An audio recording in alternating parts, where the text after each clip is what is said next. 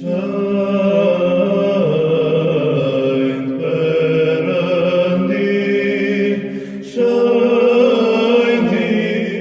mësojmë t'i psalim Zotit.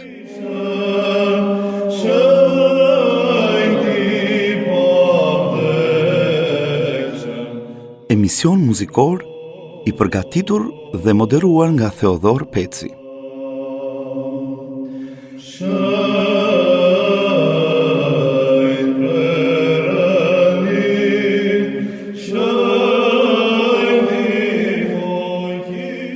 Përshëndetje të dashur ndjekës muzikdashës të radios Ngjallja dhe të gjithë ju admirues të muzikës tonë bizantine.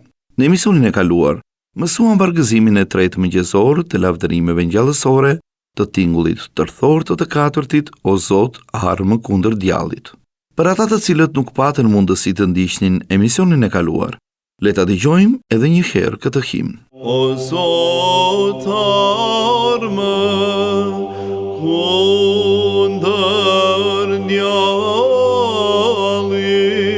djallit, kryqin tënd na ke dhënë neve, se t'merohet e dridhet, nga që nuk duron fuqinë e ti, se ngjall të vdekurit dhe shkatëron vdekjen. Prandaj falemi varimit tënd dhe ngjalljes. Në emisionin e sotëm, do të mësojmë vargëzimin e katërt mëngjesor të lavdërimeve ngjallësore të tingullit tërthor të katërtit, Angjëlli yt o Zot.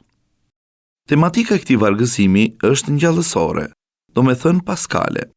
Ngjallja e Krishtit është thelbi i jetës liturgjike dhe shpëtimtare të Kishës Ortodokse, përmbushja e plot e planit hyjnor për shpëtimin e botës.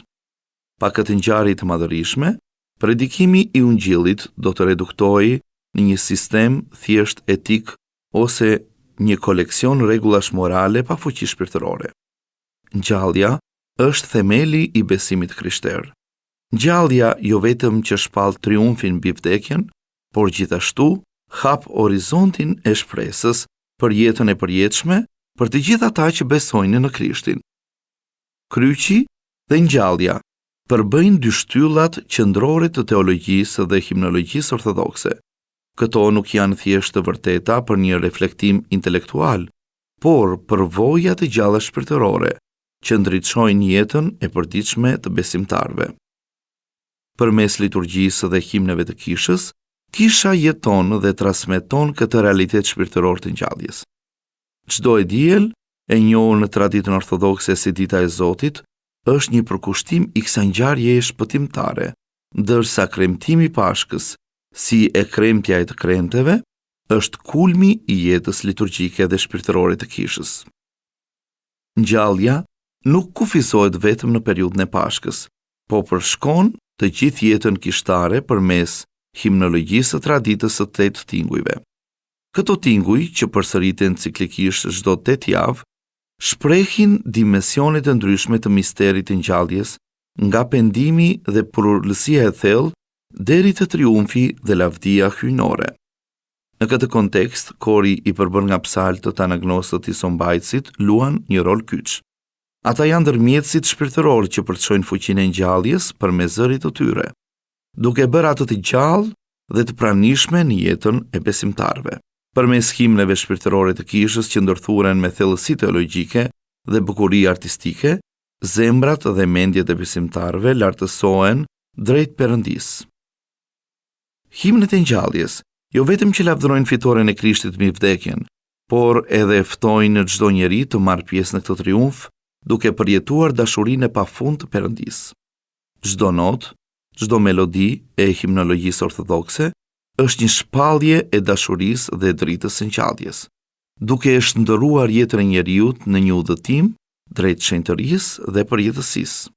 Ngjallja është jo vetëm një fakt historik, por edhe një realitet shpirtëror që jeton dhe frymon në çdo aspekt të jetës ortodokse.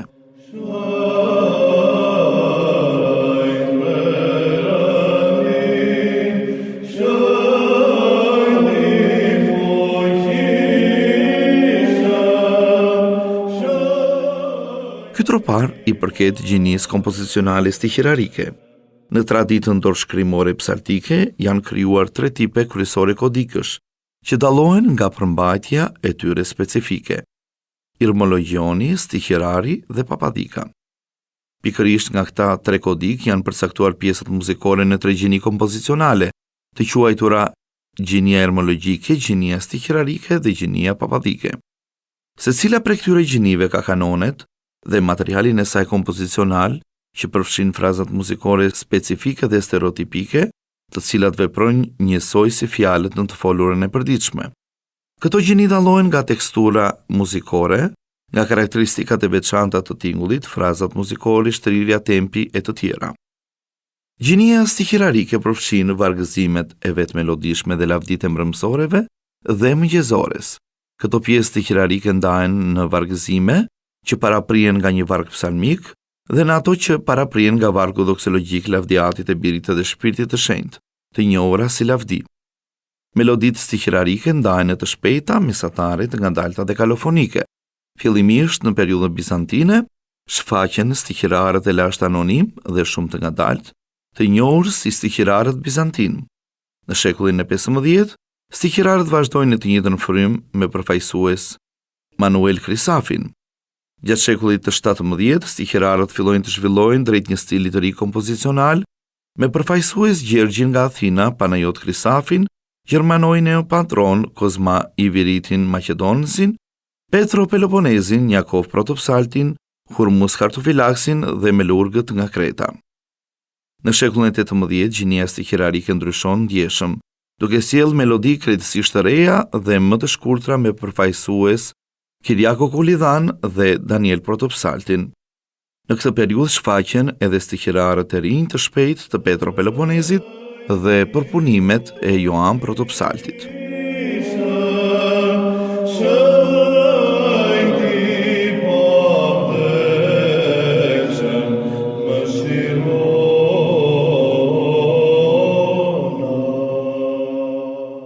Përpara se të mësojmë pjesën e sotme muzikore, le të lexojmë fillimisht tekstin. Ëngjëlli yt o Zot, që lëçiti ngjalljen, rojat i trembi, dhe grave u thiri duke thënë: si kërkoni të gjallin ndër të vdekurit, unë gjall se ishte Perëndi dhe i dhuroi botës jetën. Le ta dëgjojmë edhe një herë tekstin e himnit që kemi përzgjedhur për sot. Ëngjëlli yt o Zot, që lëçiti ngjalljen, rojat i trembi, dhe grave u thiri duke thënë: si kërkoni të gjallin ndër të vdekurit, unë gjall se ishte Perëndi dhe i dhuroi botës jetën. Përpara se të mësojmë pjesën e sotme muzikore, do të duhet të kemi parasysh faktin se të këndosh nuk do të thotë thjesht të formosh disa tinguj, por këndimi është një gjuhë muzikore që ka gramatikën, shenjat dhe rregullat e saj. Meqenëse se mësimi ynë është i formës praktike dhe thjesht mësojmë t'i psalim Zotit nëpërmjet dëgjimit, do të duhet të jemi të kujdesshëm dhe të respektojmë disa prej kritereve kryesore gjatë psaljes. Së pari, të qëndrojmë drejt, të lirshëm dhe me trup pa kontraktime. Së dyti, të shqiptojmë saktë dhe pastër tekstin poetik. Dhe njëkohësisht të kemi një diksion të pastër dhe të qartë të fjalëve. Së treti, të ekzekutojmë saktë vijën melodike, e cila përbëhet nga tinguj të ulët, të lartë, të gjatë apo të shkurtër, brenda një tempi të shpejtë, të ngadalt ose shumë të ngadalt, duke i dhënë pjesës karakterin përkatës. Përgjithsisht himnet tona kanë një karakter të dyfisht, ashtu siç është ajo ndjenja shpirtërore e harmonlipit, pra e gëzimhidhërimit. Dhe së fundmi, nevojitet interpretimi me ndjenjë himneve, duke i përjetuar mesazhet e mëdha teologjike dhe shpirtërore që ato përcjellin.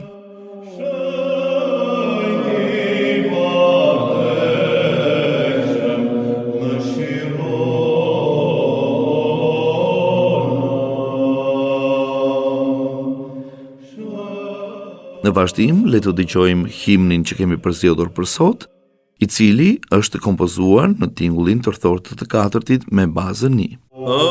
Angjëllit o Zot, që lëçitin gjalljen, rojat i trembi, dhe grave u thiri duke thënë, si kërkoni të gjallin me të vdekurit, unë gjallë se ishte Perëndi, dhe i dhuroi botës jetën.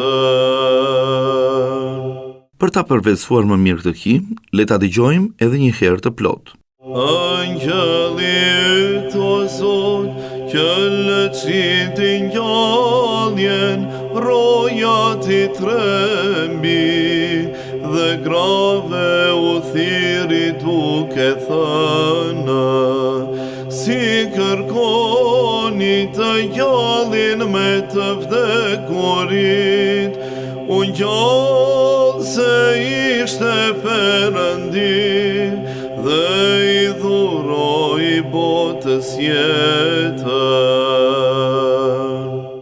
Për ta përvetësuar më mirë himnin që kemi përzgjedhur për ditën e sotme, le të fillojmë ta mësojmë atë frazë pas fraze dhe t'i përsëritim disa herë në mënyrë që t'i përvetësojmë pikërisht këto fraza dhe ta mësojmë troparin që kemi përzgjedhur.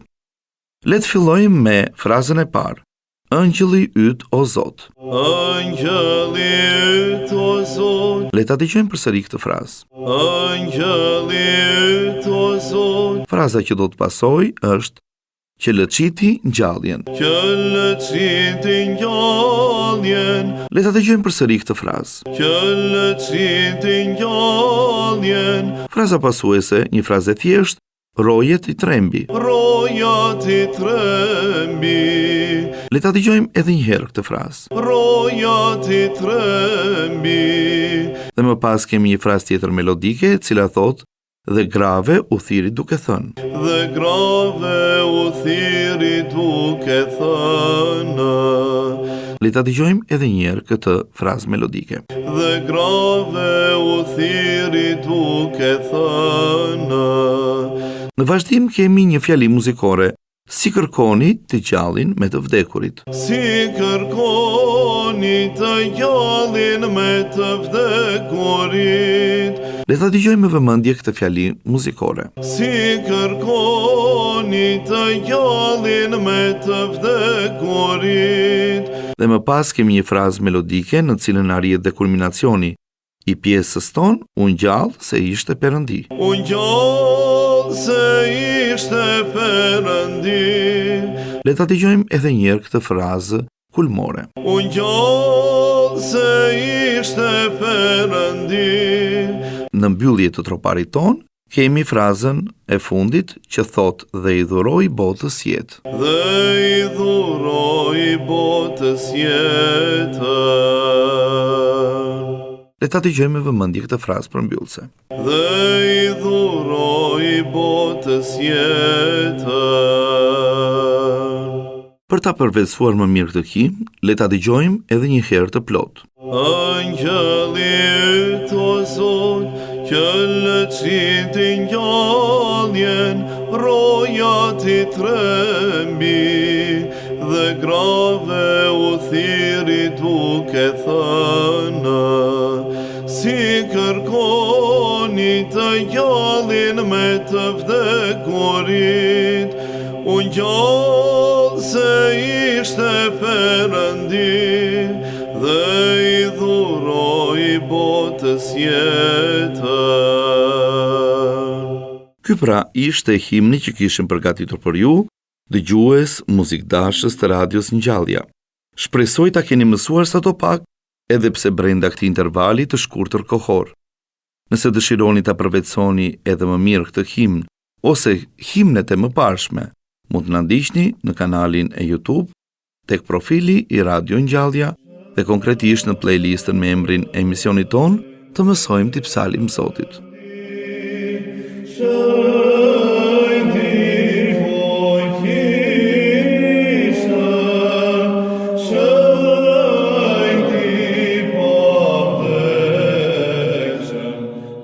ky ishte dhe emisioni për sot. Miru dëgjofshim në emisionet e ardhshme.